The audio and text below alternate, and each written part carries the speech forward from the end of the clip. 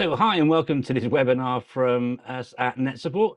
And in a world where things don't always go to plan, for some reason my video isn't playing. Maybe that's because I've got a face for radio. I joke, something that I shared with our expert guests, Olly Lewis and Dave Leonard, before we came live. When things were working perfectly, I'll continue to press a few buttons at my end and hopefully you'll be able to see me soon. But in the meantime, I don't want to keep you waiting.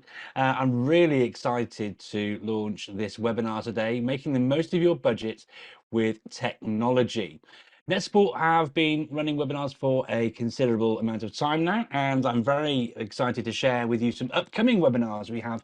Please do sign up for these. You can find them on our events page on our website, netsupportsoftware.com, where you would sign up for webinars looking at, for example, the ways in which you can utilize Google tools, the power of human flourishing, ways to engage your school community. There are lots of fantastic webinars coming up in the next weeks and months ahead. Please do head over to our website, netsupportsoftware.com, where you will be able to sign up and find out more about those. Or alternatively, you signed up for this webinar using our Eventbrite page. So you could always, if you wanted to, follow us on Eventbrite, where you'll get a notification every single time we put a new webinar on for you to sign up to and come and attend.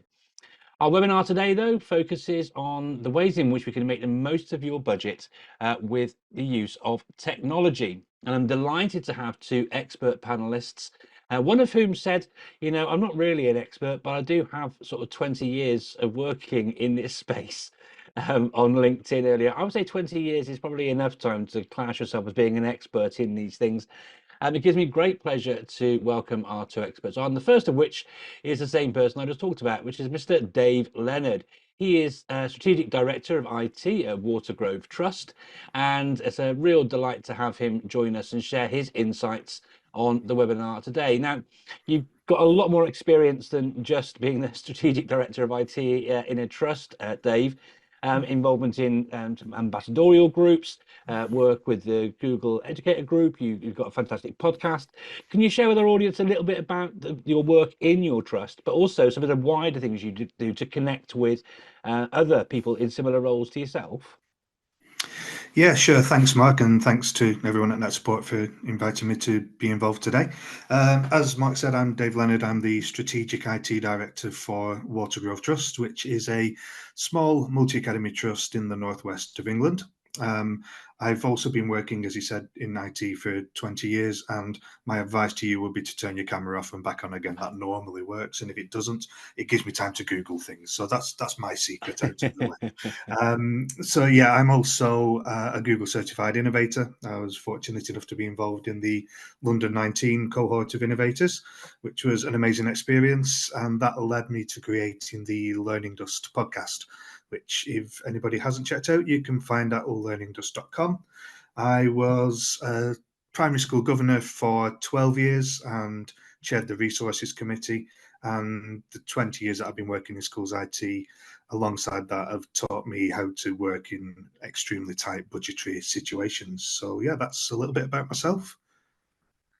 Brilliant stuff, Dave. And I'll just echo what Dave was sharing there. His Learning Does podcast that he does with someone else who knows a fair bit about technology in education, Mr. Andy Colley, is a great listen. And if you wanted to listen back to the episodes, technology moves really quickly, doesn't it? But actually, lots and lots of the things that you discuss on there are long-standing things, because technology, whilst to say it moves quickly, the approaches you have are just as important and do stand the test of time. Whilst technologies might change, you know, if you think around vision and values and say different approaches can really stand the test of time. So please do check out the podcast. It's a definitely a definite fantastic listen, and you'll pick up lots of hints and tips from doing so. So thank you for sharing all of that, Dave. My other guest on the webinar today is Mr. Olly Lewis, 2 times GESS award winner. Like Dave, I could actually go on and spend most of this webinar actually going through all these different accolades and badges and things. But Olly, you're currently the Deputy Head Academic at Amity International School, Abu Dhabi. Assalamu alaikum and welcome to the podcast. Sorry, to the webinar. It's all talk of podcast, Dave, isn't it? Ollie, could you share a little bit about your work in education? You're a teacher by profession, but as a physicist, actually, you know more about coding than most teachers, I would suspect, unless, of course, you teach computer science. Can you share some of your experiences that would lead you to be able to sort of give advice on this important topic today, please? Sure, thanks, Mark. I mean, as you've alluded to, physicist by nature, started out my career as a science teacher, and just got really passionate and enthused by the power that technology can have, both for enhancing teaching and learning, reducing teacher workload, and just supporting and helping people. I've led roles like assistant head teaching and learning. I've led digital strategy. I'm now currently deputy head academic at Amity International School, Abu Dhabi. Before that, I was head of digital transformation at the Thomas Deacon Education Trust, which is a medium to small size trust in Peterborough.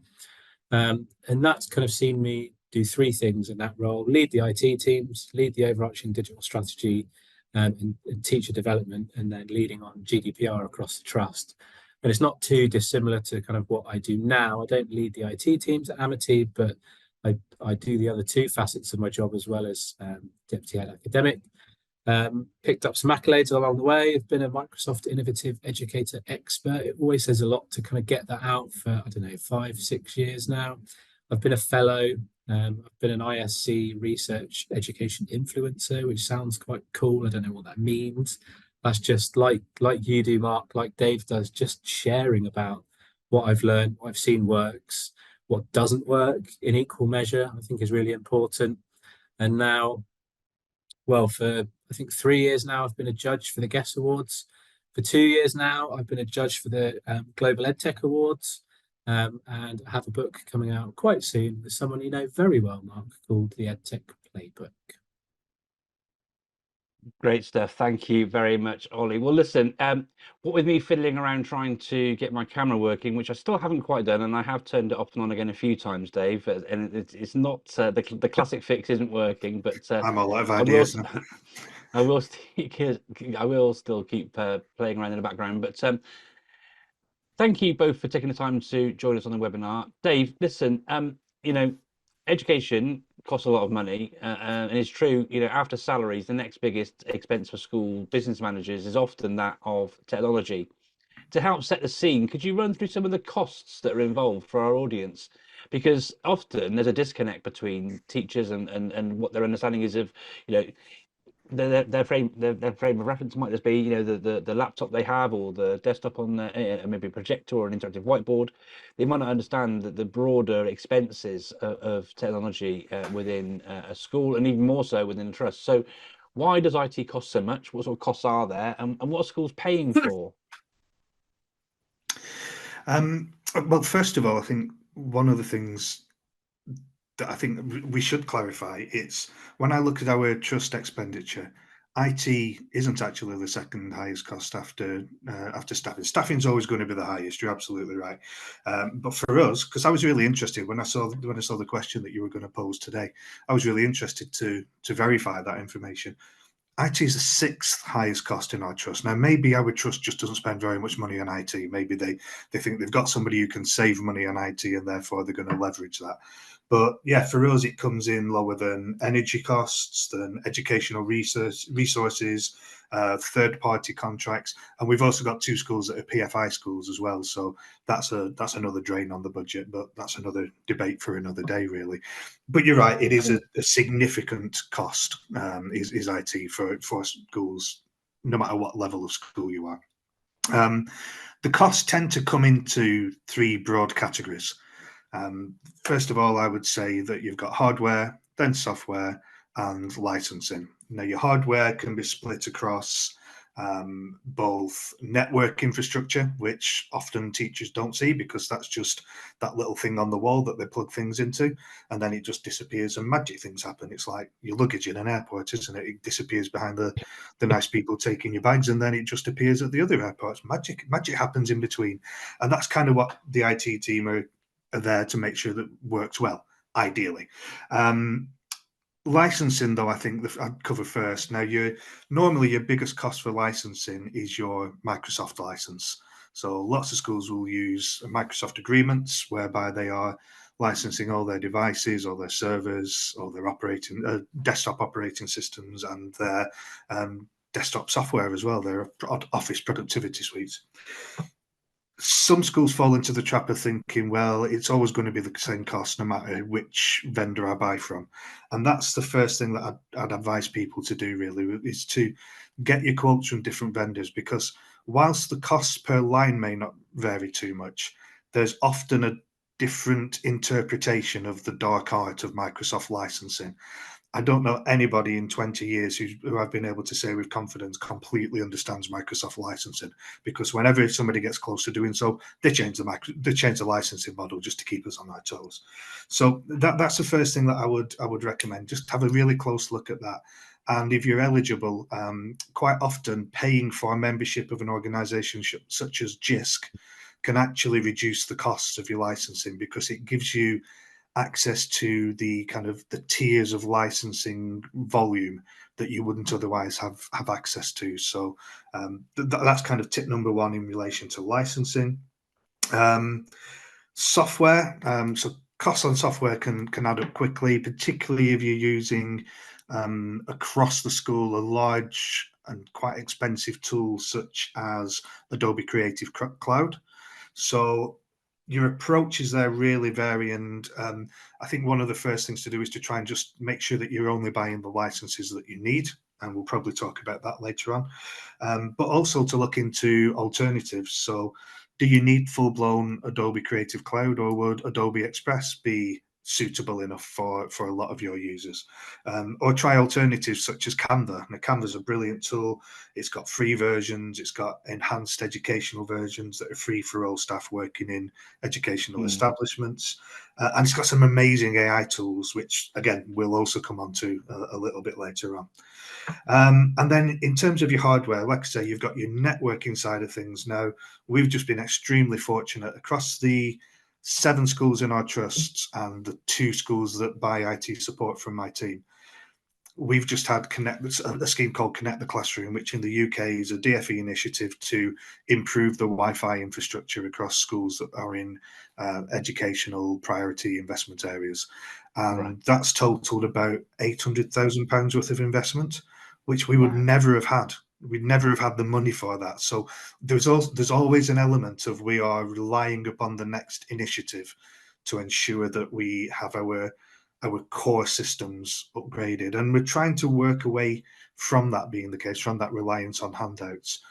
And the advice I give there is to try and ensure that you build in your rolling replacement plans, both on your networking gear and on the things that teachers are probably a little bit more familiar with, like laptops, like digital panels on the wall, or projectors if you're not quite at that stage, and laptops and PCs as well. But there's always it's always worth having that regular replacement, because there is actually a cost but to not replacing that equipment. That cost can be a loss of learning time or an increase in the time that it takes somebody in the office to do their job. So there are maybe not obvious surface costs, but there are costs to not improving things as you go along. And the last thing I'd say on that is that all purchases should be aligned to a strategy, whether that's a specific defined digital strategy or your school improvement strategy. To me, I always try and interweave the two. So I don't have a separate digital strategy. I ensure that the digital strategy is embedded within the school improvement strategy, because the digital strategy should always be informed by those needs that are most pressing to each school. So yeah, that for me is why IT costs so much. There's quite a lot of it. We're very reliant upon it, but there are also elements that aren't necessarily visible to people who aren't used to it. Yeah, that's a great scene-setting response there, Dave. And it's really nice as well. You're thinking about not only sort of agnosticism as well, and thinking about the sort of the broader piece. I often get asked by schools, because there seems to be, you mentioned about sort of the, no matter how many years you're in this thing, people that you never really sort of understand Microsoft licensing. There seems to be a disconnect between people thinking about the costings around Google as well. So could you, as a Google aficionado as well, would you mind sharing a little bit about the cost? I mean, obviously don't talk about exact prices, there's no need for that, but A lot of people think Google for education is free, but that isn't quite the case, is it? There is a free version of Google Workspace, as it's called now. Yeah. That's another one that changes its name periodically just to keep us on our toes. So Google Apps as well, so then Google Apps for Education is now Google Workspace, and has went through G Suite at some point as well. And they've committed to always having a free tier for education. The difference is that when they bring out new and enhanced tools, they tend to fall into one of the other licensing categories. Now, it's far simpler than Microsoft's strategy, I have to say, predominantly because they're not dealing with things like servers and add-on services. It's so Google's licensing, you've got your Fundamentals edition, which is free and always will be. You've got your teaching and learning license, which brings in additional functionality for things like Google Classroom. You've got your now you've put me on the spot and I've forgotten the other one. There's a second one that just brings in some of the more security focused tools, and then you've got things, isn't it? Yeah, and then you've got Education Plus, which brings everything together. So you've got your bottom level is Fundamentals, your top level is Plus, and then you've got two bits that sit in the middle, one for teaching and learning and one for the back end and for the security side of things. And yes, there is a cost to Google licensing, but if I give you an example, I'm not going to talk amounts, but as a percentage, I think we pay about 15 to 20% of the cost of Microsoft licenses for our Google licenses. So it's an additional cost if we're still using Microsoft. But to us, we are predominantly a Google trust, and we do the vast majority of our work on Google, and so the purchasing of those Education Plus licenses is well worth the money for us. Yeah, absolutely. Obviously, I wanted to ask the question so I could get that sort of nuance as well.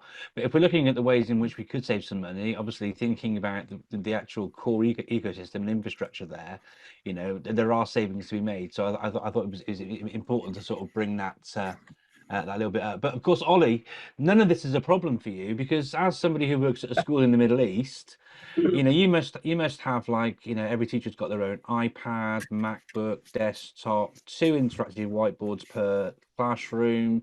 I mean, you must have money coming out of your ears, right? Joking aside. I know it's not like that, absolutely not. So joking aside, how do you go about achieving best value?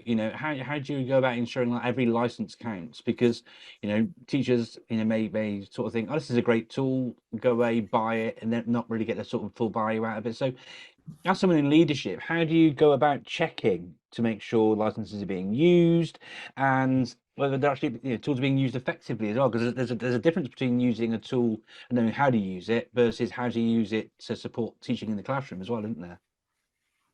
Yeah, that's absolutely true. And Dave kind of hit the nail on the head there when he talked about a digital strategy or a learning strategy and kind of pinning everything that you do to that. So if you haven't got one, get one. Now's the time to do that. I think it's about being clear about the need for those licenses, whether you decide to go down the kind of cost benefit analysis route or the SWOT analysis route or the pestle analysis route. That's entirely up to you. But I think it's being clear and having a clear vision and values around knowing what you're doing, why you're doing it, involve all those stakeholders and have a clear roadmap so that success is inevitable. It's not by chance. And I think one of the biggest challenges that many schools face is this idea of data being the enemy. Actually, I would say data is your friend. So the more data that you can capture, you can use that to measure the things you want to measure, whether that's adoption rates, whether that's usage metrics for teachers or for students, and then outcomes as a result of using that tool, whether it's educational outcomes or whether it's outcomes in terms of improving workflows for colleagues, making a system better in your school. And I think, that comes down to a few different things. Over the years, Mark, that idea of marginal gains and then the change management, and all of that has to just be clear and open and transparent with staff. You need to have a really nice, clear 3 to 5 year plan that's transparent to everybody, and it's also costed out and sustainable. And probably the biggest cost that we all incur and face is the end user, right? if you don't train your staff and have that repetitive, ongoing, sustained CPD, it's likely that it's not going to work, whether that's ineffective adoption or ineffective positive outcomes of the tool itself. 99% of the time, if you can make the end user more efficient and more effective, you're not only going to cut your ongoing costs for staff, but you'll actually make the thing that you're trying to do work more efficiently and smoother, and you'll be able to identify the positive outcomes as a result of that. So it's being clear on your vision and values as to what you're trying to achieve, but not forgetting that you've just got to train people and devote as much time and energy as you can to that, and not do the, hi everyone, it's an inset day, here's a new thing, off you go. 2 weeks later, have a follow-up. Technology is amazing now that you can do things in loads of different ways. It doesn't all have to be face-to-face. You can have the face-to-face touch points, but you also have the pre-recorded drop in and out sessions that people can do either from the comfort of their own home, if that's what they want, or at the end of the school day, if that's what they want, or in between meetings, if that's what they want. So for us, it's those are the kind of the key areas I think that we'll always try and focus on. Yeah, thank you, Ollie. Yeah, I mean, think about the science of learning. It's funny that we know about, we teach something and then we have space to practice, and we have retrieval opportunities further down the line with our students. But when do we actually do that with our staff? So, applying that sort of thinking to get the best value out of any sort of delivery for sort of training, which isn't necessarily, the case just for technology training. For all sort of inset, but it is really, really useful. So thanks for highlighting that side of things as well, Ollie. That's really helpful. Thank you. I think as well, Sorry, Mike, Dave, if you just allow me just to add one quick point on that as well. Yeah. Your question at the end, it may have been something of a throwaway line or not, but you asked how do you ensure that every license counts. Yes. And I alluded to that a little bit in my previous answer, but there are tools out there that will allow you to monitor both the number of licenses that you have for a given piece of software, and furthermore how much that's being utilized. And I believe that that's part of certainly some of the NetSupport suite of tools that will allow you to see that, and you can quite often make a saving on just the number of licenses that you have by understanding how widely they're being used. For me, every year I used to speak to our heads of department and ask them, are you still using this piece of subject-specific software? And they'd say yes, every time, without fail, without checking, without asking anybody else. So I started, and it's normally maths teachers, so you're off the hook on this one, Ollie. It's always the maths teachers in my experience. But yeah, so using those tools just to ensure that what you're being told by your staff actually bears out in real life can be really beneficial and save you a lot of money as well. Sorry to interject. No, and obviously, as somebody who works at NetSupport, I'm delighted that you're sharing about some of the functionalities in our technician tools in things like NetSupport DNA. And it is really, really useful to be able to have those professional but challenging conversations, because in a Tesco world, every little helps, right? And so you want to make sure you're getting the best sort of bang for your buck on any sort of purchase. I've shared for a long time sort of quality assurance on staff is important, but equally you want quality assurance on the usage of the things you're paying for in other areas in a school as well, don't you? Right. So tools that allow you to sort of look at the usage and those sort of metrics enables you to have a really good professional conversation. And it might well be that if it's not being used, then that requires that in itself, linking back to Ollie's comments about a training need, for example. Absolutely. Or it might be that the tool isn't fit for purpose, so you could pivot your digital strategy to find something that is fit for purpose. So it's all really useful context. But I really appreciate you interjecting. And Ollie, feel free to jump in when you want to as well on all these different things. It's really important. You mentioned in your intro, Dave, about sort of things that teachers and leaders might not actually consider in areas for technology use within a school. And certainly thinking about the broader piece, there are loads of technologies, from things like cashless catering to door access to CCTV that don't really ever sort of fall into the remit of what goes on in a classroom. So I want to ask you both, and feel free, whoever wants to sort of jump in first on this one. The technology can help with things like reducing energy bills. Now that sounds sort of counterintuitive, doesn't it? Right? Because if you're using technology, that takes power, right? So how can that actually help save, money? But it can. So what sort of things are going on in schools, and how can you go about saving money in the sort of area of energy usage?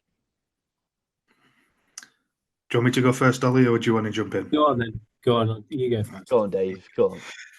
I think the really obvious one for me. So we have in recent years, in line with everybody else, we've seen energy costs go through the roof. So it made sense for us to look at this strategically, and we did some monitoring of our energy use, and we brought some people in to offer advice as to where savings could be made. From an IT perspective, we've had in place for a number of years shutdown schedules, which is always a dangerous thing to say on a webinar live like this, but yeah, those schedules can ensure that the PCs are only on when they're needed. And again, similar to as I was just saying about the licensing, doing your research into when PCs are being used. If you've got an IT suite of 30 PCs and you turn them on, even if you're using shutdown schedules and startup schedules, they might start up at 8 o'clock in the morning and they might run all day and then be shut down at 4 p.m. So that's 8 hours use that they've had. Now, has that room been used for 8 hours? Or is there opportunities for it only to be, for those schedules to be tied to timetable, for example? Again, lots of tools have the ability to implement shutdowns. NetSupport's another tick in the box there. Other solutions are available. I just won't mention them on this webinar. But you can also write your own scripts to do it. There are tools within PowerShell that you can easily write a script. In fact, one of my technicians this week was demonstrating to me how he'd used ChatGPT. He's not a coder at all, but he'd written his own script to set up a shutdown routine using group policies, and also to be able to suspend it when things like parents' evening were happening or open evening. So he's linked it to the school calendar and it automatically just disables the shutdown script. So brilliant. So little things like that was probably half a day's worth of work for him, could, in theory, for a school that wasn't using it before, lead to huge savings there. I think the other thing that we wanted to look at as well was lots of modern schools will have a BMS system or a building management system that will be monitoring or controlling the temperature in different areas of your schools. So is that working? Is that being looked at? Do you walk in the summer and it's boiling hot and the radiators are still on? Do you walk in the winter and it's freezing cold and they've not come on? So it's using systems like that to allow you to set room temperatures, which again, it's not even quite possibly not even to do with electricity, that it's to do with your gas supply potentially. And further on, environmental monitoring of server rooms as well. Server rooms, most of them will have air conditioning in there, and you walk into most server rooms and they are that kind of haven in the summer, and certainly for Ollie, I guess, out where you are, walking into your server room is like going for an aircon bath. But does it really need to be running at 17 degrees? Yes, you want to prevent your servers from overheating, but they're not going to overheat if your aircon's set to 21 degrees, for example. So it's a little bit like your energy saving measures at home, isn't it? You know, you turn your thermostat down and things like that, just to ensure that your energy use is going to be more reasonable. They're the things that I would have thought of anyway. Ollie, what about yourself? Yeah, that really aligns with us. You know, in the Middle East, with it being hot all the time, we've got automated AC in every room across the building.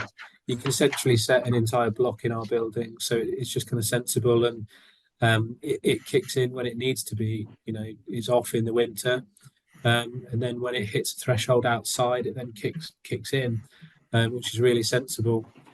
Just to build on your kind of point there, so we're a lighthouse school now in the GCC region for Classroom.Cloud. So whilst you mentioned that NetSupport do offer solutions to do that, we're using Classroom.Cloud in our IT suites. And while we don't have a group policy for switching devices on and off, the teacher just switches all of the devices on and off in the IT suites as and when they're needed, which is massive and really easy. And before that, the teacher is having to spend some time just either going around shutting the devices off because some of them are reaching a point where they need refresh, or just reigniting the policy. So it's amazing now to just see her 3 clicks, and I think every PC boots up in her classroom.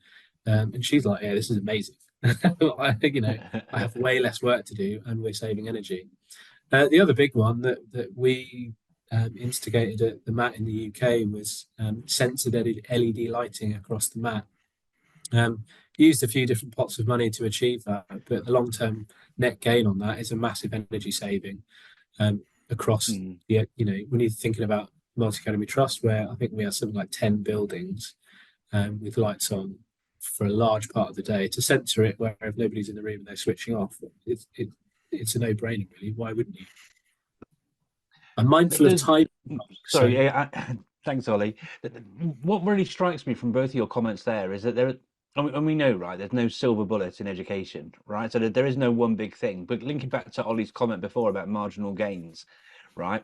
Actually applying lots of these little strategies, when you actually accumulate them and aggregate them together, actually you can then start seeing some big savings. And equally, sometimes, you have to sort of speculate to accumulate as well. So like you were saying, put a bit of pot of money to try and get these sensors in, but over time, the net gain or the net loss, as it were, in reduction in costs, it can be quite surprising. And so moving on from there and taking Ollie's point about being mindful of time and things, are there any other sort of surprising ways in which you've been able to save money? I'll come to you first, Ollie, and then to yourself, Dave. Any sort of surprising ways that you've been able to sort of save money, maybe through sort of device management or license management? I mean, we've touched on both of these a little bit already, haven't we? But are there any surprising ways that some people might not be like, oh, I've never thought of that sort of things, Ollie? I think just approach vendors, and approach them with a relationship, not transaction mindset. The best case study or the best sales pitch for any vendor is an educator speaking to another educator, or IT professional, someone in the realm of education, to say, oh, we're using this and it's amazing because. So I think approach vendors with that mindset of relationships, not transactions, and offer, ask for a trial, offer to be a lighthouse school for them, offer to, help them with product development. Because quite often many vendors don't have educationalists on their R&D or product development teams, and work with the vendor, offer to work with them, so that's a symbiotic relationship.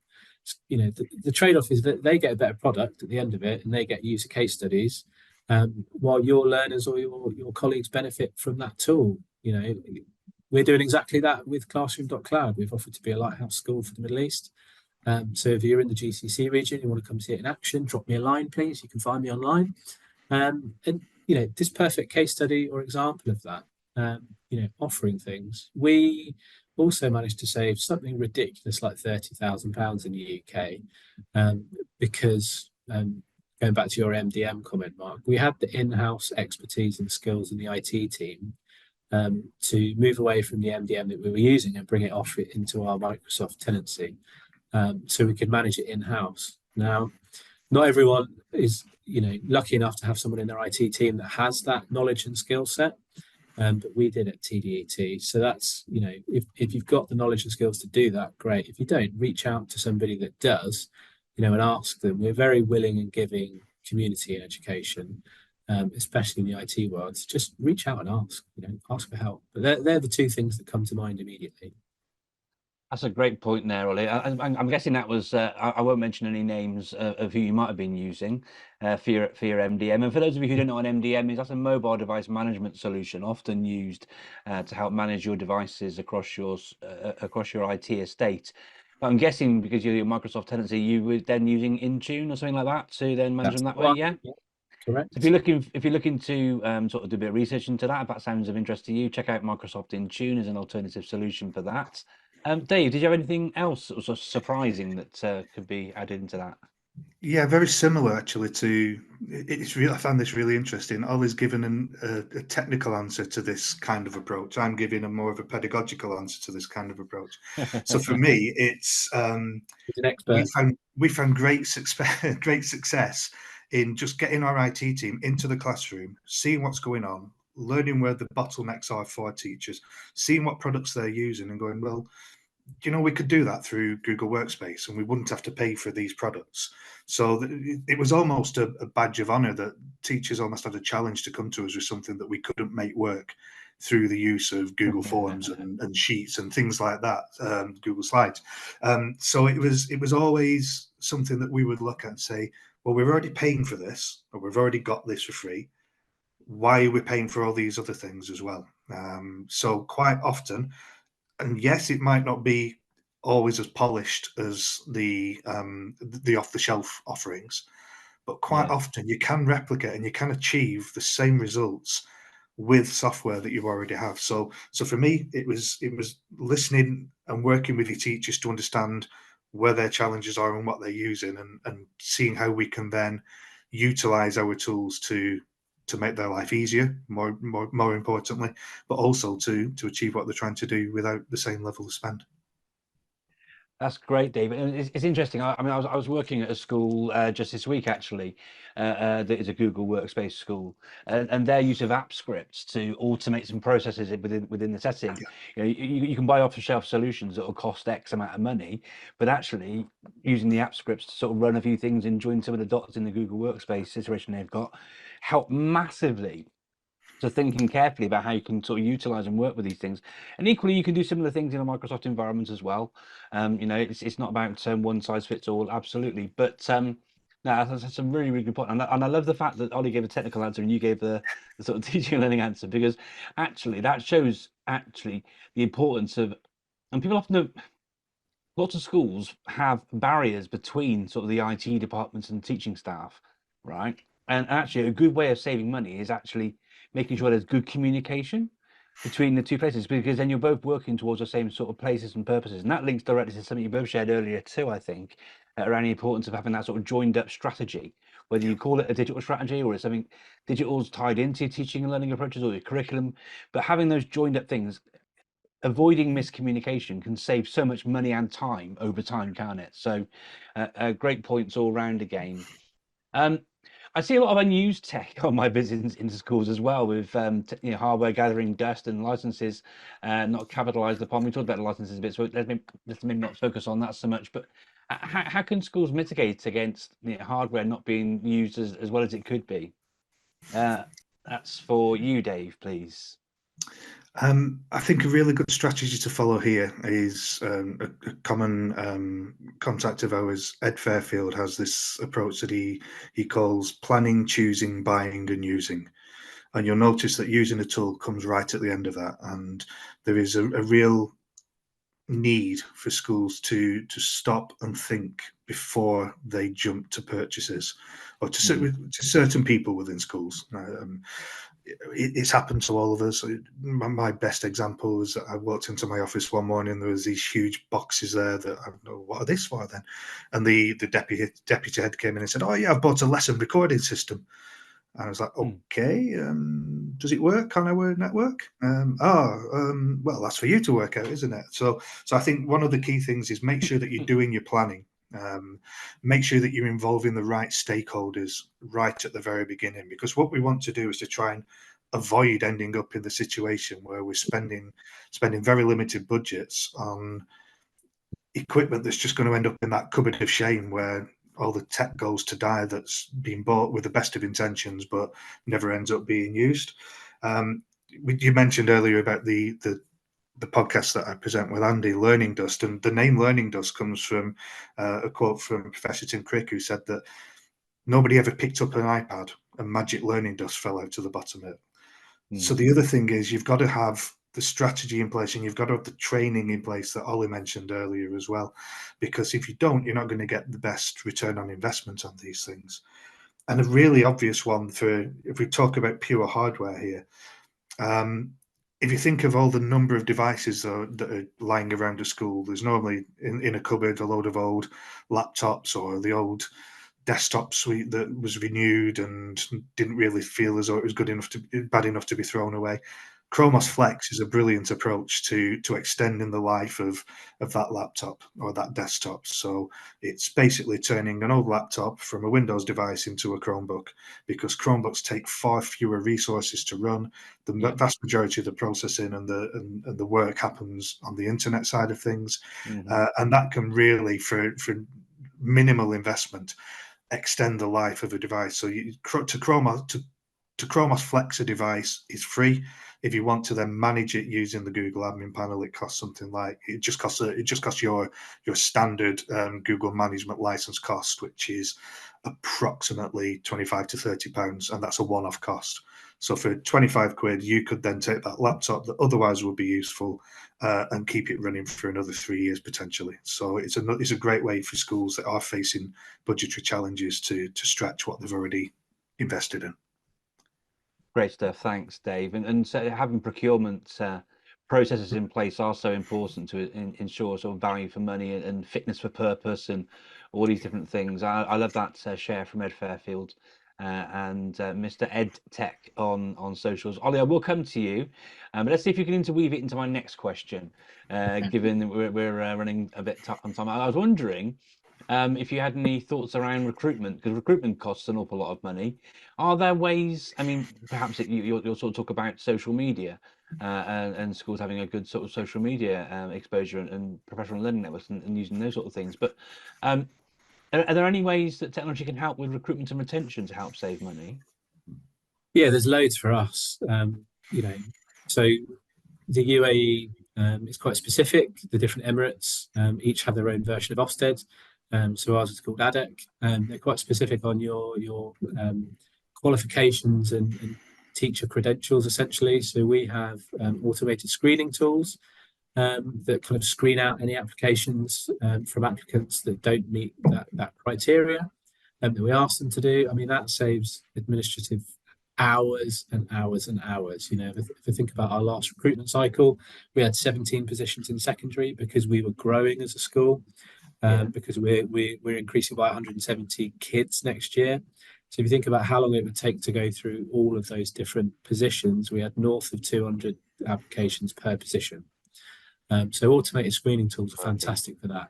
The obvious, like we're doing now, virtual conferencing tools, reduce travel costs, etc., etc. For more senior positions, we make more use of some of the suite of tools in our ecosystem so that we can get to know members of staff better, whether that's them doing a data analysis tool in a spreadsheet or having a student panel through video conferencing tools.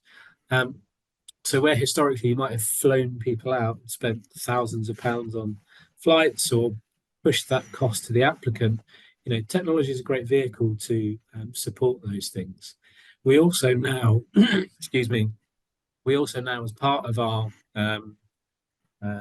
interview process and application process. I'm sorry to give another Microsoft example, but it's the ecosystem we live in, and the advent of ChatGPT with writing letters and stuff. We also ask candidates to include a 2 to 5 minute video on Flip, which is just another nice way of capturing those shortlisted candidates, a bit of information about them and them kind of selling themselves without us having to set up loads and loads of video calls prior to the stage of kind of final rounds of interviews. Dave mentioned kind of automated processes. So we make use of Power Automate here just for simple approval processes, that can, a click of a button can be approved rather than having to do things quite slowly. And then probably my favorite one is just leveraging social media, Mark. It's a great tool for reaching your professional learning network and the wider network. It's massively cost effective. It doesn't really cost you anything. I don't pay for anything on LinkedIn.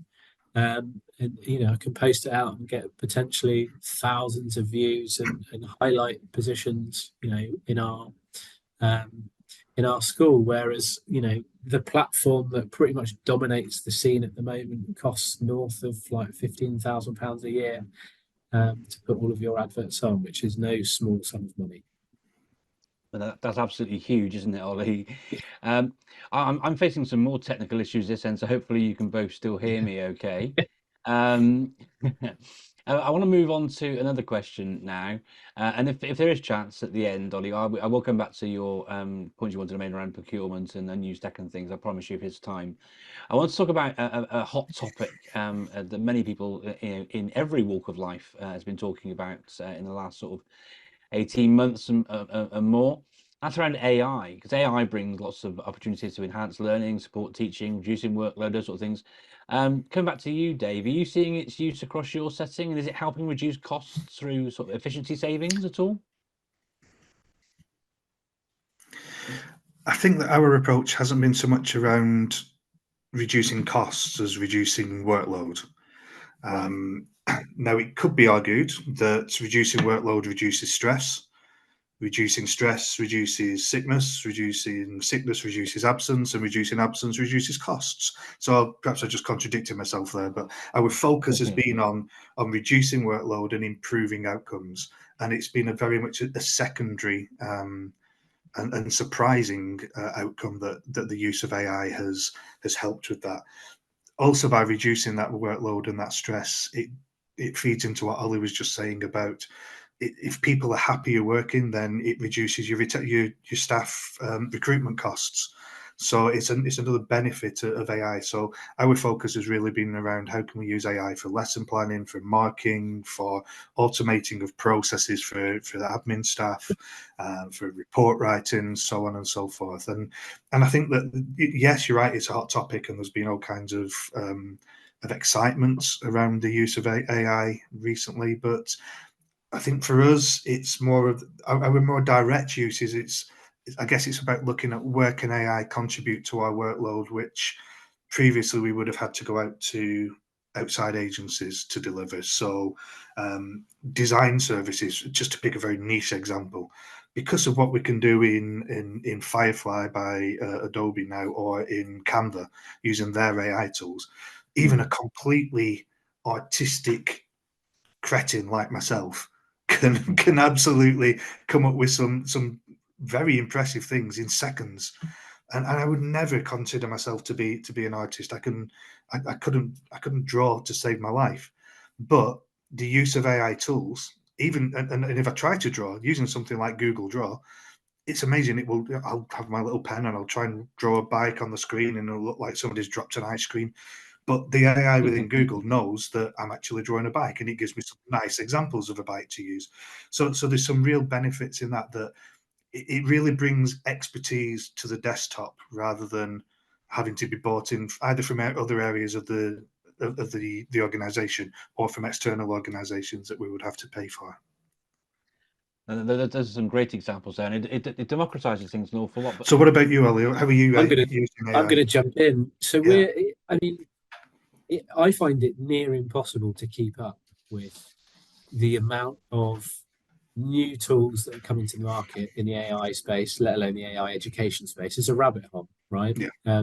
So we've got an AI steering group in our school, and our primary focus this year is to just figure out what are the one or two tools that we collectively would all benefit from and why. So we've got a working Word document at the moment. It's got about 60 things in it, which is far too many. So we're now drilling down to try and identify which is the one or two things that actually are going to benefit the vast majority of us, because we don't want to necessarily mandate it has to be that, but I think for us it's the consistency at scale that's important to us, and actually everybody being better with just one item. Now that's one item for teaching staff, one item for admin staff, because if we were to throw 5 different tools into the mix, you just dilute what you're already doing. That's great, I think, from my experience anyway, and likely from yours. So this year for us is just intelligence collation and curation on what we think is going to be the most appropriate AI tool for us, with the kind of back evidence of why. So that steering group's got 9 people in it. Everyone is trialing a few different things. And our meetings follow the exact format, right? It's a bit like a teach meet, right? I've trialed this. This is what I learned. This is what worked well. This is what didn't work well. This is the feedback from the students on it. Next, and then at the end of every meeting, we agree what will and won't make it from the mega doc onto the possible doc at the end of the year. Because the mantra is like yours, like Mark's, like NetSupport, just get great at one or two things before you start throwing other things into the mix. Because the worry is if you just open up Pandora's box, quite often when you're learning a new tool without any form of professional learning around it, you just end up spending more time trying to achieve the outcome that you wanted than if you'd have just forgotten about the new shiny thing altogether and used the traditional tools that you have in-house to try to get to that point, or your expertise or your competence, cognizance with the tools that you are comfortable with to get to the same outcome. So that's kind of where we're at the moment with the AI space. It's interesting because we're following a similar process, but we're also having that focus on the ethics of AI and on the, you mentioned earlier your role around GDPR and the like, and so it's that data security and really getting that across. So our aim is to start small, similar to you, with a working party and a steering group to ensure that we are taking all these things into consideration and then provide guidance that we make available to the wider staff. And a person who's been a really good help in that and has already done a lot of this is Scott Hayden, who works at BCOT, the Basingstoke College of Technology. And I really recommend people looking up Scott and asking him questions if they're just starting out on this journey. Scott's a great person to work with. Anybody else that you'd recommend, Dave? Like I say, at this stage, Scott, we're really fortunate to have one of our trustees is Professor Bob Harrison. So he's on our steering committee. It's him, myself, our CEO, and Steve, is our marketing manager actually. But he's got a great knowledge and background in using AI.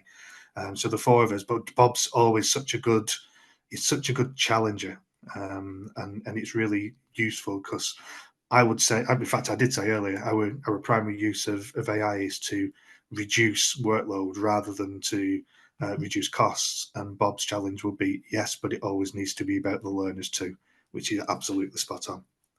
I didn't know this until I saw it the other day, but apparently there's now an AI literacy day. Right. So I've been following the work of Amanda Bickerstaff on LinkedIn. Yeah.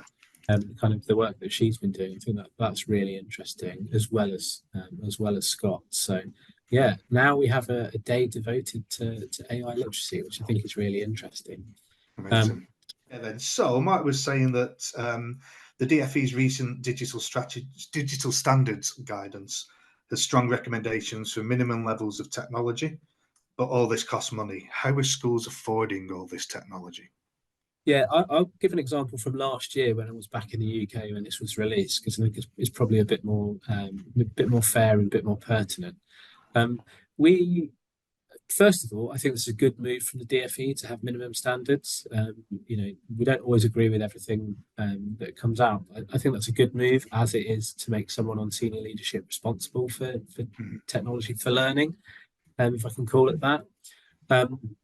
One of our biggest costs in the MAP was photocopying. And schools weren't really aware of the cost per click. They were principals or heads of schools and the senior teams were aware of how much it cost for paper, but centrally we were paying out the IT budget for the device costs for the photocopying, as well as we used Papercut to kind of counter all that. So we did an exercise where we charted over 18 months the quantity of photocopying, the cost of rentals for all of the photocopiers, the expenditure for every single minute detail associated with those devices, and actually producing one A4 piece, whether it be black or white. And then we put that to the schools. We had one school that was spending north of £100,000 a year on photocopying, but in their minds, they were only paying £20,000 a year. So when we approached them with all of the costs, within 3 months, they cut that in half by just awareness. And multiply that by the 8 schools that we had. That's a significant saving that we were able to re-divert back into the IT budget to refresh devices. That was probably one of our biggest costs, which doesn't sound like a lot, but actually goes a huge way towards funding some of those technological developments that that we were looking for. It's just handy, right? Because people just don't realise the cost of things, and it's something that you see day in day out in schools. Dave, how did you afford it? If I can fire it back to you quickly.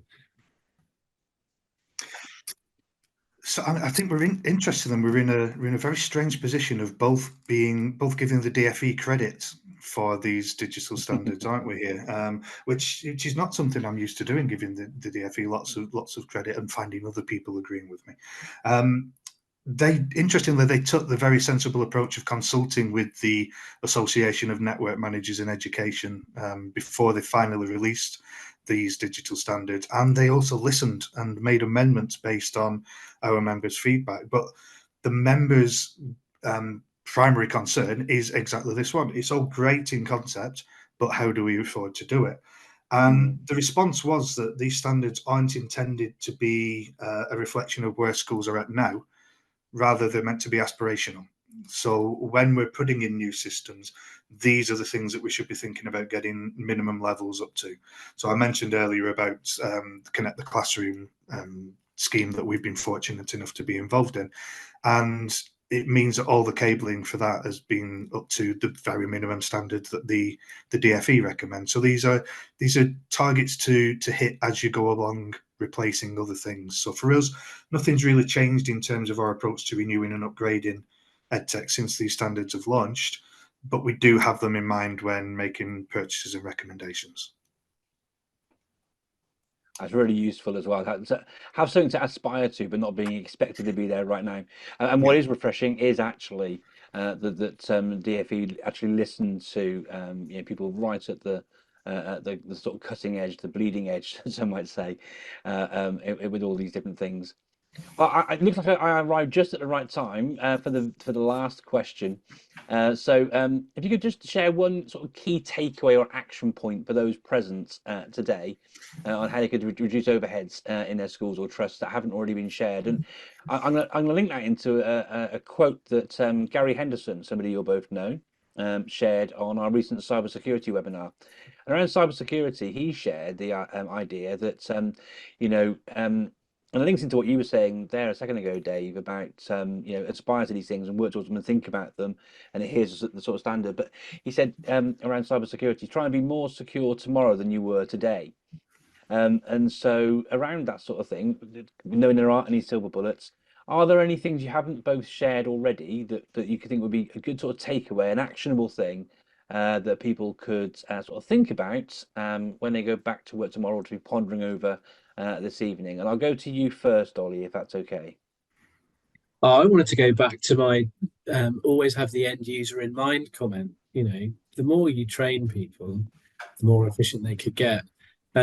One thing that I would advocate for is certainly towards the top tier. Quite often, the data streams on costs and things can only sit right at the very, very, very top of kind of the tree.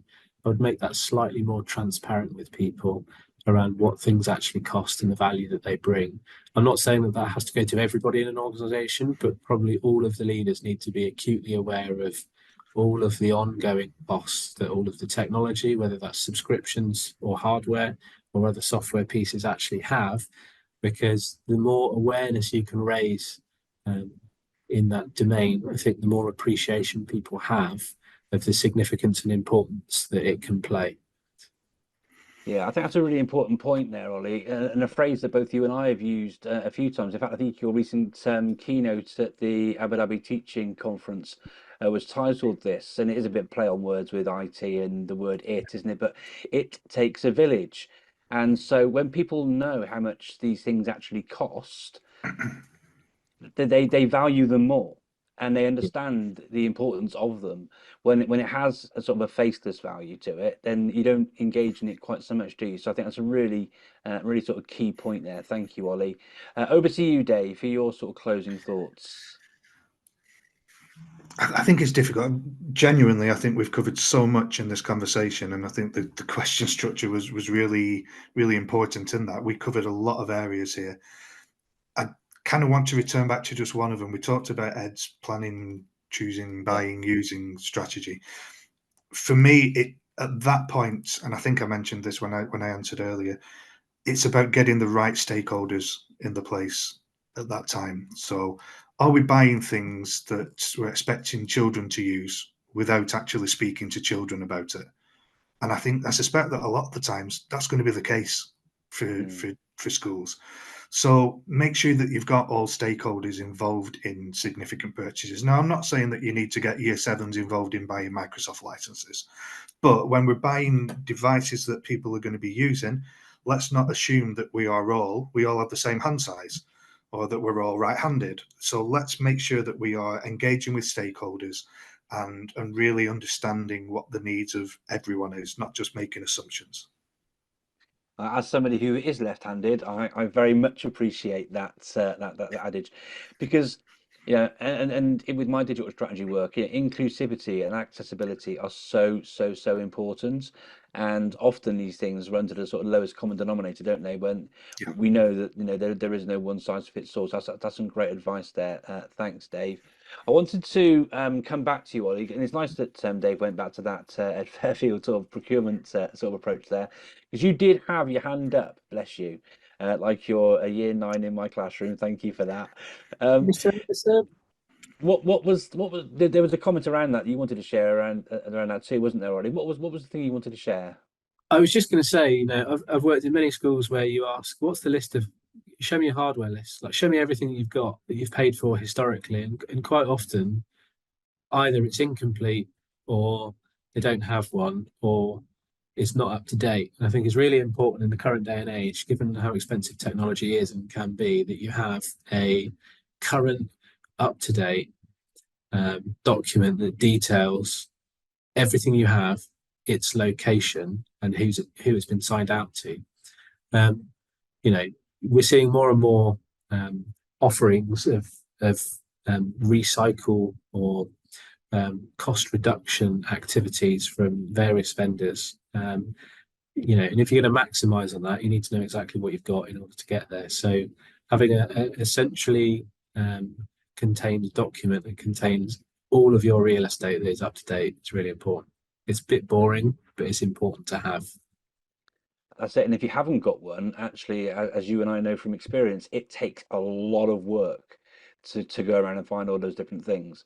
And so, don't underestimate though how helpful it is, because we've got a collective responsibility with these things. If you're a teacher of and you've been borrowing things, these things need to be signed in, signed out. Because if you lose it, you've got to replace it. And whilst a presentation clicker or whatever might not seem like an expensive device in and of itself, when it happens time and time and time again, those aggregated costs can build up, and we can't maintain and sustain that sort of investment. So, listen, guys, you've been better than me in many ways during the course of the last hour. Apologies for my technical woes and issues. If anything, it goes to show that it can happen to the best of us.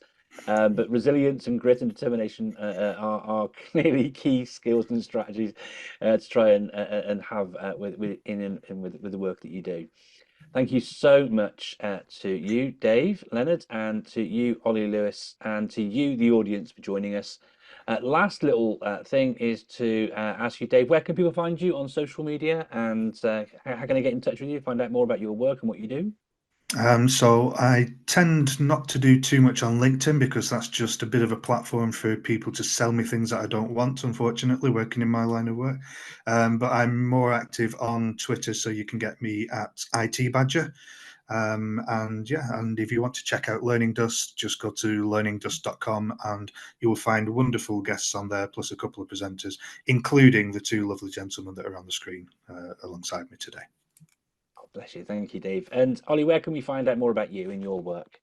I do go on LinkedIn a little bit. I'm Olly Lewis on LinkedIn, and on X, I still really want to call it Twitter. I'm at olewis_coaching. And if you would like to know a little bit more about a book that I have coming out quite soon with a very good friend of mine and person on this show right now, who you may know, Mr. Anderson, edtechplaybook.co.uk is where you can find out about that. Thank you so much, Ollie. And being the lovely gentleman that he is, he will not mention Olly Lewis, learning.com. So please do check out his blog, but there are some very insightful writings on there as well. Please do check out the NetSupport socials, and we've got plenty of good webinars coming up, things around making use of your Google tools, things around human flourishing, all sorts of things. Thank you, and thank you for bearing with me as well with my technical issues this last hour. I really hope you found it useful. I know I certainly have. Thanks for joining us, and look forward to seeing you on our next webinar from NetSupport. Thank you. Thanks. Thanks, everyone.